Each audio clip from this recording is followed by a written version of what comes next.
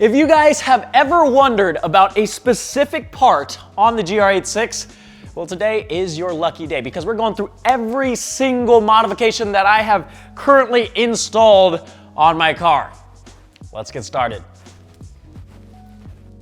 We're gonna start first with the exterior. I get questions from you guys all the time asking me how I keep the car looking so clean all the time and why your paint doesn't look like mine. And actually the car is super dirty right now. I haven't had the chance to clean it. It's winter and I just haven't gotten around to it. But to be completely real and transparent with you guys, the camera hides a lot of flaws. My car is nowhere near perfect. There's a lot of imperfections, rock chips from driving out on the street and the track. But the main reason why the car does look good most of the time and it's clean and the paint just pops is because I have it ceramic coated. It's coated with the Modesta BC08 coating, which is a neo-silica matrix coating. It does a fantastic job of making it super easy to clean the car, and it gives a lot of depth to the paint, especially on this red. It just makes it pop. If you care about your paint, highly suggest getting your car coated. No, it's not gonna protect against rock chips and things of that nature, but it is going to make cleaning your car a whole lot easier. Now let's start on the front of the car and we'll work our way towards the back. On the underside of this front bumper, we've got the Greddy Voltex front underspoiler, or what most people would call a front lip. This is the best fitting lip kit I've installed on any car. It's molded to fit perfectly on the underside of this bumper. It's actually bolted in place instead of using self-tappers, so it's not going anywhere. It's actual nuts and bolts. I opted for the FRP version because it's finished off in this nice matte black paint, so it goes well with the rest of the black plastic on the car. Didn't want to shell out the money for the carbon fiber version because one, it's quite expensive, and two, a front lip is likely going to end up in pieces just from driving around. I've already got some rock chip, it's already been scraped, so again, didn't want to spend a bunch of money on the carbon fiber version for it to possibly end up in pieces. Now, on the top side of our front bumper, we have the Alpharex Nova Series Alpha Black headlights. These are actually brighter than the stock headlights. There's 6 individual LED projectors. It's actually modeled after the GR Supra headlights. Has a sequential turn signal and the option to turn the white DRL into a vibrant amber color if you choose. There aren't that many aftermarket headlight options currently, but I do think that the Alpharex headlights are currently the best due to the light output, the quality, and just how great they look on the car. Obviously, looks are subjective, but I am a big fan of these headlights. Over on the side of the bumper, we have the Driven Media JDM style clear side markers. One of the first things I installed in the car because I absolutely hate the OEM orange side markers. They stick out like a sore thumb. The clear side markers look so much better, cleaner, and are much more aesthetically pleasing to look at. We'll talk about the whole wheel, tire, brakes, and suspension setup in a bit, but right behind the wheels is a piece that a lot of people ask about. These are the Access Parts of Japan carbon fiber fender garnishes. I love how aggressive these make the car look.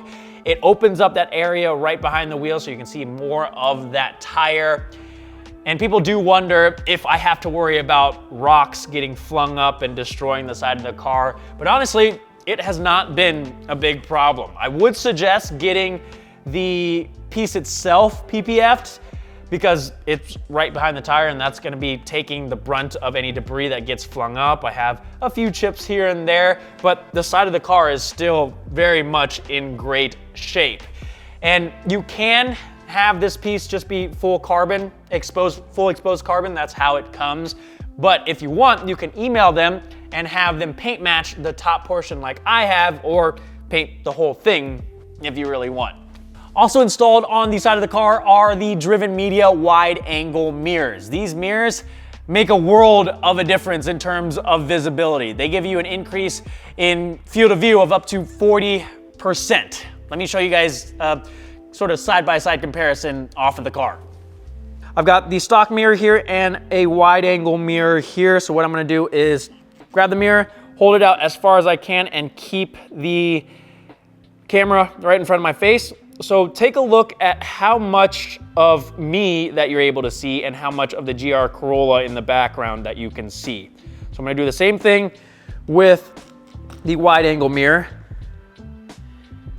And look at the difference, guys. You can see way more of me, and you can see the whole GR Corolla. And this is the blue tinted version, which is gonna help cut down on glare from headlights, street lights, and the sun behind you. Let me see if I can hold both of them up at once so you can get a true side-by-side comparison.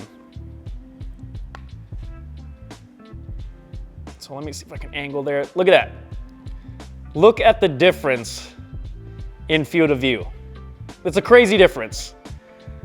And yes, these are heated. Has the heating element built in there, so you can just plug in this to the existing harness that's in your mirror assembly, and it'll work just like OEM.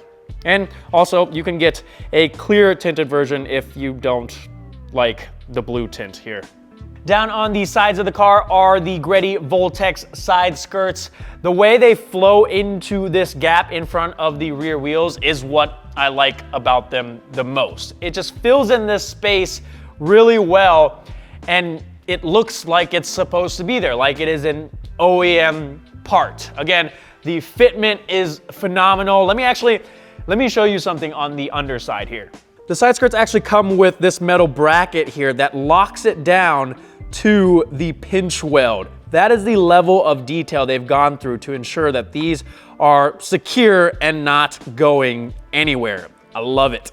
Moving towards the rear of the car, one piece that most people wouldn't notice unless you point it out to them is the Driven Media TRD GR style Aero stabilizer. It's this black piece that goes across the bottom of the rear windshield. And what this does is fills in the gap between the windshield and the trunk to, one, slightly help the aerodynamics of the car, but the main reason why I installed it is because it's going to help prevent debris like leaves, twigs, seeds, and other things that will fall down on your rear windshield, and those will roll down and get into the rain channels around the trunk and clog it and gunk it up and make it all nasty. So because this fills in that gap, it prevents that debris from getting into the rain channels and clogging them up. Plus, it looks really good actually when installed on the car because of how well it's integrated and how well it flows from the windshield to the trunk. It's finished in a nice gloss black, so it just kind of blends in like it's supposed to be there because it is. On top of the trunk, I did install the TRD GR spoiler. This is a base model, so it didn't come with any type of spoiler, and I felt like it was just missing something without it, and I didn't want to do anything too crazy like a big wing or anything like that quite yet. The GR spoiler obviously does a fantastic job of flowing with the body lines of the car since it is an OEM piece. And yes, I did drill into the trunk garnish, so this thing is not going anywhere. Of course, we gotta talk about the lighting setup on the rear of the car. We have pretty much the whole Alpharex catalog, so tail lights, trunk light, and the fourth brake light to round it out. The taillights and the trunk light are the red lens version, and then the fourth brake light is the smoked version to blend in with the black plastic of the bumper. And then on the underside of the bumper, we have the Greddy Voltex rear diffuser. This is something that I have wanted on one of my cars ever since I was a little kid. I saw one on an Evo, and I was just infatuated by how it looked. And I actually wanted to install one on my Bug-Eye WRX wagon when I had it, but I never got around to it. Well now, little 12-year-old Kevin would be proud. The whole Voltex lip kit is definitely one of my top 3 favorite modifications that I have done to this car. I almost forgot, there is another lighting modification on the back of the car, and that is the F1 blinking module. So this installs in line of the third brake light, and what it does is it turns your OEM third brake light into a flashing brake light to help alert those behind you to let them know that you are slowing down or coming to a stop. These cars are smaller than a lot of the cars out on the roads, and there's a lot of distracted drivers out there these days, so rear end collisions are really common with these cars. So doing what you can to improve your visibility to others is always a great modification. This retains your OEM third brake light, so you don't have to worry about LEDs burning out or condensation getting into the light. It's super easy to install. You can install it in under 5 minutes using OEM plugs. So it just plugs right in and then you're good to go. Let's jump inside the car and talk about the interior. Obviously, the first thing that's gonna grab your attention are these seats. These are the Bridge Stradia III, so they're reclinable, but they still have very aggressive bolstering that's gonna hold you in place. I was actually a bit worried at first that they were gonna be uncomfortable because of how aggressive the bolstering is, but these are some of the most comfortable seats that I have sat in. I actually prefer them over the Recaro that I had in my FRS, and they look truly stunning. The pop of red in the otherwise dark interior makes for such a statement piece, and like I said, it instantly catches your eye. But to make these seats work, they're sitting on some Bridge sliding rails, and then to take care of the whole airbag light issue, we've got the GR86 Project Seat Sim installed, and what that does is it simulates the codes from the OEM pressure sensor and allows you to utilize an aftermarket sensor, so your dash doesn't light up like a Christmas tree. So when someone sits in your passenger seat, the front airbag turns on and works like it's supposed to. Oh, that's another thing I forgot to mention. These seats actually come with a pressure sensor installed underneath the seat cushions, and it plugs right into the seat sim and works flawlessly together. And as you would expect, there are a ton of Driven Media carbon fiber pieces installed in here. So what I'm gonna do is quickly list them off. We'll show you some photos so you can get a closer look. I'm gonna start on the door card. We've got the inner door trims installed, and all these pieces I've opted for the matte carbon finish. Below the inner door trim is the window switch panels. Oh, almost forgot. I've got the inner and outer door sills installed. Next to the inner door trim are the side vents. Up here is the gauge hood cover, and then below that we have the gauge cluster surround. On the steering wheel, we have the steering wheel trim. I used to have a carbon fiber steering wheel, but we've switched back to the OEM steering wheel, and we're gonna change this up later on. To the right of all that, I've got the center vent, the knob panel, and the switch panel. And then down on the center console, this here is the outer shifter trim, as well as the center console cover itself. And then to the right of that, over on the passenger side, is the dashboard glove box cover. And I think that does it for the carbon fiber bits inside the car. Let's see, what else do we have in here? Oh, the Beatsonic Amp. I cannot say enough good things about this thing, and I was skeptical at first because it claims to improve your sound quality without you having to change out the speakers or the head unit, but it does exactly what it says it does. I've listened to the sound system back to back with it installed versus without it, and it's crazy how much of a difference it makes. The best way I can describe it is it makes the audio more full. You're able to hear things more clearly that you may not have been even hearing before. I was shocked at how much of a difference it makes. Definitely recommend this to those of you that don't want to have to change out all the speakers or the head unit, but still want better sound quality. We've got a few more things inside here. The 3D Maxpider floor mats have been in here since day one, and they do a fantastic job of keeping the carpets clean. They don't move an inch because on the underside they have thousands of these needle-like bristles that cling onto the carpet once you have them installed. Can't forget about the air fresheners. These are from Import Bible. We've got the Tofu Cup, the Initial D game card, and the Smoking Bunta. They smell amazing and they're always fun to see when you get inside the car. Can I think of anything else? I guess this isn't really, it's not a part, but it is a modification. I did unplug the module that pumps the fake engine noise into the interior. If you aren't a fan of if you aren't into the whole fake engine noise thing, a free and simple modification that you can do, it's over on the passenger side. You just pop off the cover, you reach in there, unplug the module, and that's it. Super easy to do. All right, hopping back outside the car, let's talk about the wheels, tires, brakes, and suspension. These are my pride and joy. These are the Advan GT Beyonds in what they call their racing white finish. The red and white combo is absolute perfection. It just looks so amazing together. I know white wheels are such a pain in the ass, but to me, it's so worth it. I did ceramic coat these wheels with some G-Technic C5 to help make cleaning them up a bit easier. Definitely a must-have for white wheels. But these are an 18 by 9.5 plus 45 fitment. We've got some Toyo R888Rs on here in a 255/35. I know these tires get a lot of hate. They're loud, they're not the fastest tire, they don't last that long. If I had to do it again, probably would get something else, but they do get the job done and they look good.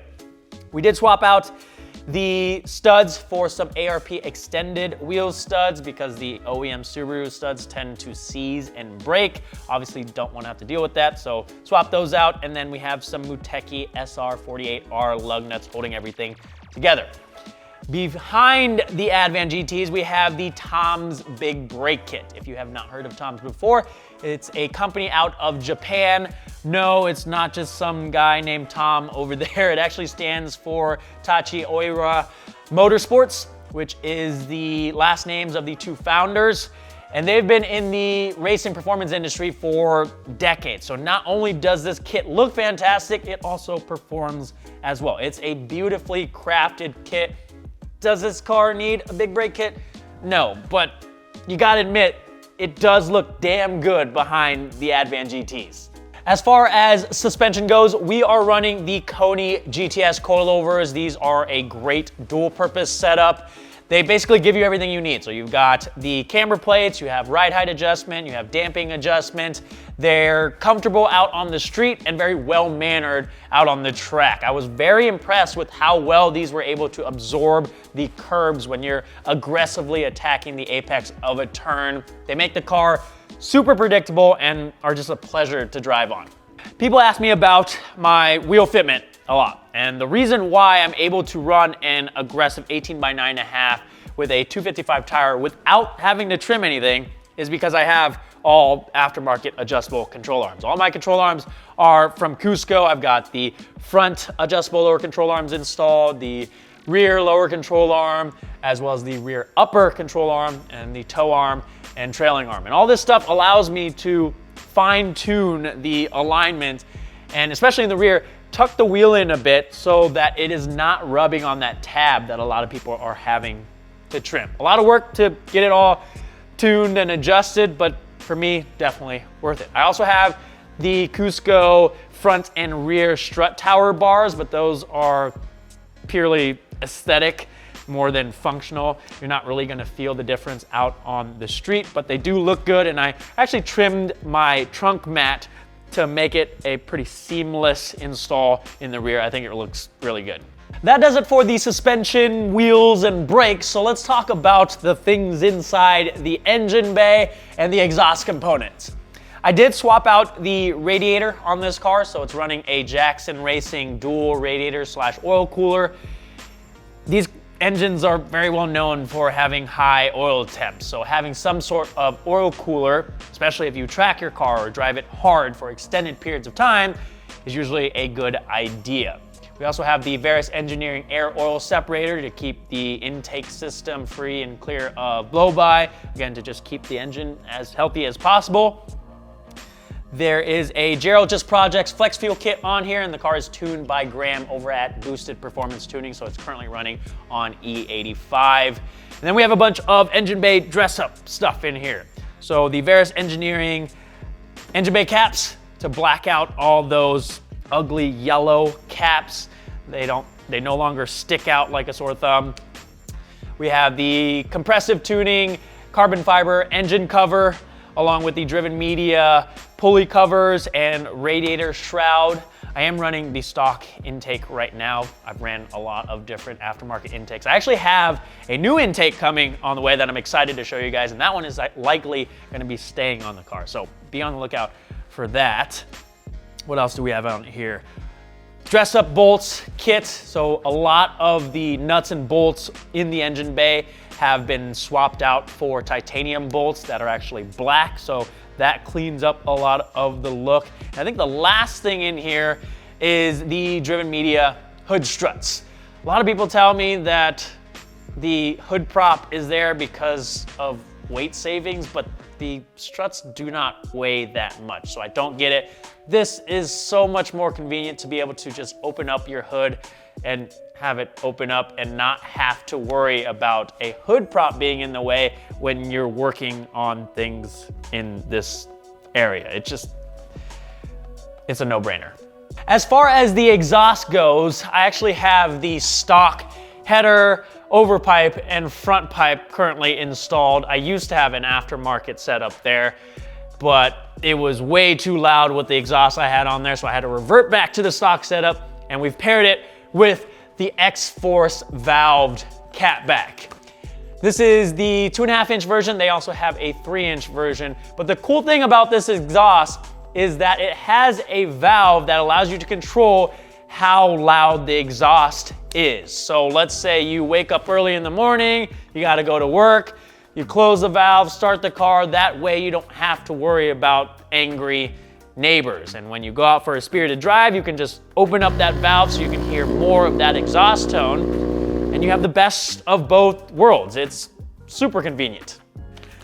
I think that is everything that is currently installed on the car. Hopefully I didn't miss anything, but I love how it currently sits. This is sort of version 1.5, maybe version 2, but there's still some big plans with this car. We're definitely not done. I know you guys are pushing for boost or a wide body kit. Don't worry, I've got some big plans for you. V3 will be even bigger and better. But that is gonna do it for today. If you guys have questions on any of this stuff, let me know. Everything will be linked down in the description. If you guys are enjoying the content, make sure to hit that subscribe button to show your support. The next video is gonna have a huge update. We need to get out of this cold Iowa weather. You guys will see. But thank you guys so much for watching, and I will see you guys next time.